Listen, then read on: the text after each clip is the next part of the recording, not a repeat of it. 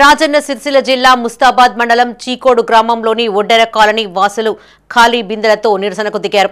ఈ సందర్భంగా వారు మాట్లాడుతూ తమ కాలనీకి 15 రోజులకు ఒకసారి కూడా నీళ్లు రావడం లేదని, దీంతో తీవ్ర ఇబ్బందులు ఎదుర్కొంటున్నామని వాపోయారు. ఈ విషయాన్ని అధికారులకు విన్నవించగా వారు గ్రామ పంచాయతీ వాటర్ ట్యాంకర్ల ద్వారా నీరు సరఫరా చేసినట్టు తెలిపారు. ట్యాంకర్ ద్వారా సరఫరా చేసే నీరు తాగేందుకు పనికి రాదన్నారు.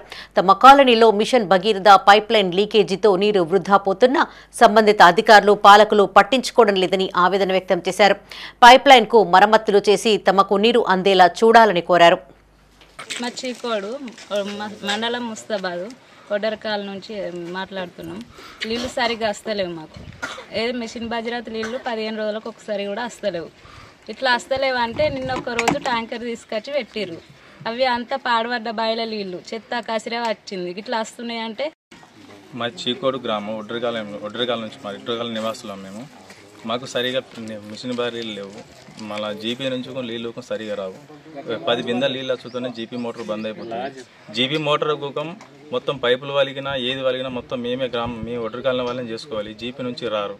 ఎన్నిసార్లు కంప్లీట్ చేసినా మా దగ్గరికి రాచి పట్టించుకోరు. వాళ్ళు ఏం గిట్లని చేస్తారు, నీళ్ళు వస్తలేవు అని అడిగితే తెల్లారి మరణాలు నీళ్ళు ఇవ్వాలి, తెల్లారి మళ్ళీ బ్లాక్మెయిల్ చేయాలి.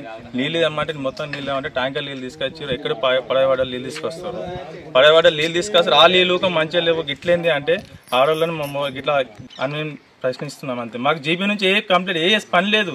జీపీ నుంచి మాకు ఏ పనులు చేస్తలేరు. ఈ సర్పంచ్ నివాసాలు ఉన్నప్పుడు అంతే, ఇప్పుడు సర్పంచ్ లేనప్పుడు అంతే. ఎన్నిసార్లు కంప్లీట్ చేసినా గదే. మరి మా ఒడ్డరకాలని చీకోడు గ్రామంలో లేదా అని మేము అడుగుతున్నాం అంతే. దీని చర్య తీసుకొని అధికారులు వెంటనే శ్రద్ధ తీసుకొని మా ఒడ్డరకాలని గుర్తించి మాకు వెంటనే నీళ్ళు రావాలని కోరుకుంటున్నాం.